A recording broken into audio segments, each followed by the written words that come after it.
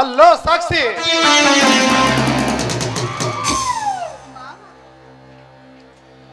ಪ್ರೀತಿಯ ಸತಿ ಪತಿಗಳ ಸರಸ ಲಾಪದಲ್ಲಿ ನಾನು ಆಗಂತಕನಾಗಿ ಆಗಮಿಸಿದ್ದಕ್ಕೆ I am very very sorry sir.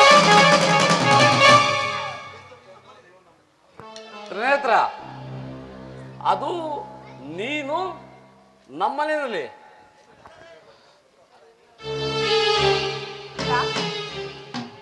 ಯಾಕ್ರಿ ಬರಬಾರ್ದು? ನನಗೆ ಸಂಬಂಧ ಅಂತ ಇರೋದು ಈ ತ್ರಿನೇತ್ರ ಮಾವ ಒಬ್ಬ.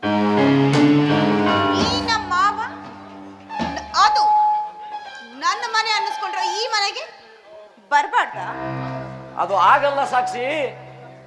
ಈ ತ್ರಿನೇತ್ರ ಇದನ್ನಲ್ಲ, ಈ ತ್ರಿನೇತ್ರ ಚಂದ್ರು,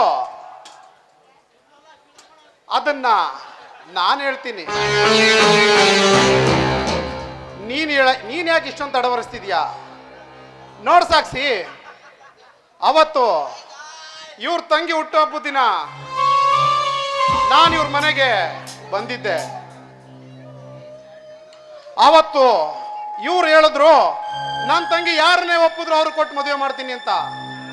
ಅದಕ್ಕೆ ನಾನು ನನ್ನ ಮನಸ್ಸಲ್ಲಿರೋ ಆಸೆನ ಹೇಳ್ದೆ.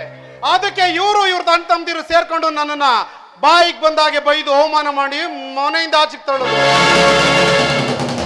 ಇದನ್ನ ಹೇಳಕ್ಕೆ ನಾನ್ ಸಂಕೋಚ ಪಟ್ಕೋಬೇಕು ಚಂದ್ರು, ನೀನಲ್ಲ.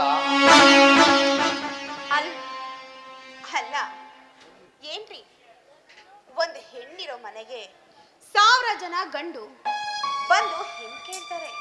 ನಿಮಗಿಷ್ಟ ಇದ್ರೆ ಕೊಡ್ತೀನಿ ಇಲ್ಲ ಅನ್ನಿ, ಅದಕ್ಕೆ ಯಾಕೆ ಈ ಮನಸ್ತಾಪ ಅಂತ. ಇದು ಸಾಕ್ಷಿ, ಇದು ಮಾತು. ಧೀರ ಹೆಣ್ಣಿನ ವೀರ ನುಡಿ ಅಂದ್ರೆ. ಸಾರಿ ತ್ರಿನೇತ್ರ, ಅವತ್ತು ದುಡುಕಿ ನನ್ನ ತಮ್ಮಂದ್ರು ಏನೋ ತಪ್ಪಿನ ಮಾತಾಡಿ ಅನಾಹುತ ಆಗೋಯ್ತು. ಅವರನ್ನ ದಯವಿಟ್ಟು ನೀನು ಕ್ಷಮಿಸ್ಬಿಡಪ್ಪ.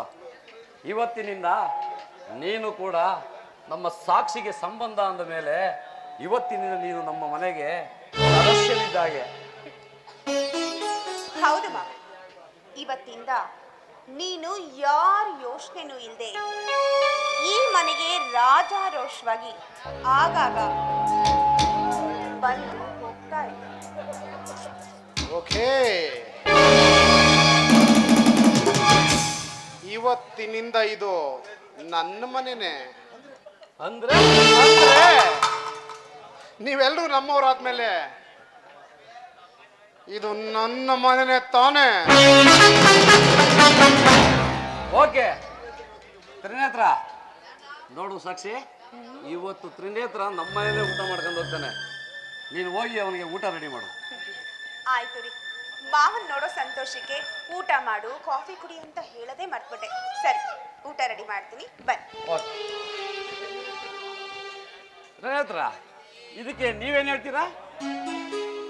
ನಾನ್ ತಾನೇ ಏನ್ ಹೇಳಿ ಚಂದ್ರು, ನೀವೆಲ್ಲ ಇಷ್ಟೊಂದು ಬಲವಂತ ಮಾಡ್ತಿದ್ರೆ, ಅದು ಅಲ್ಲದೆ ಇವತ್ತಿನ ನನ್ನ ಅನ್ನದ ಋಣ ಇದೇ ಮನೇಲಿದೆ ಅಂದಮೇಲೆ ನಾನ್ ತಾನೇ ಏನ್ ಮಾಡಕ್ಕಾಗುತ್ತೆ? ಇದ್ದು ಊಟ ಮಾಡ್ಕೊಂಡೇ ಹೋಗ್ತೀನಿ. ಇದು ನಿಜವಾದ ಸತ್ಯವಾದ ಮಾತು. ತ್ರಿನೇತ್ರ, ನಾಳೆ ನನ್ನ ತಂಗಿ ಮದುವೆ ಇದೆ. ನಾನು ಆ ಮದುವೆ ಬಗ್ಗೆ ಭಾರಿ ಬ್ಯುಸಿ ಇದ್ದೀನಿ. ದಯವಿಟ್ಟು ನೀವು ಊಟ ಮಾಡ್ಕೊಂಡೇ ಹೋಗ್ಬೇಕು. ನಾನು ಬರಲಾ?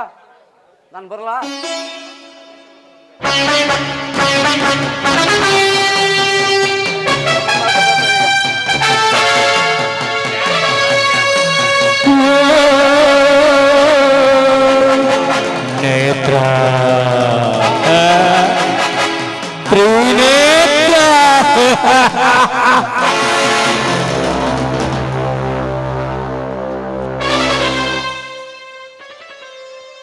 ಹೋಗು ಚಂದ್ರು, ಹೋಗು.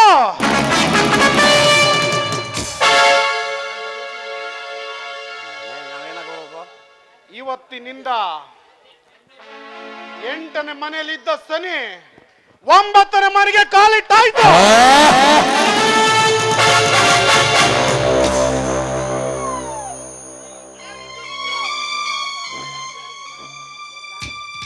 ಇನ್ನು ಈ ಮನೆ ನಾನು ಧ್ವಂಸ ಮಾಡೇ ಈ ಮನೆಯಿಂದ ಹೊರಗೆ ಹೋಗೋದು. ದೊಡ್ಡೀಸ್ ತ್ರಿನೇತ್ರ. ತ್ರಿನೇತ್ರ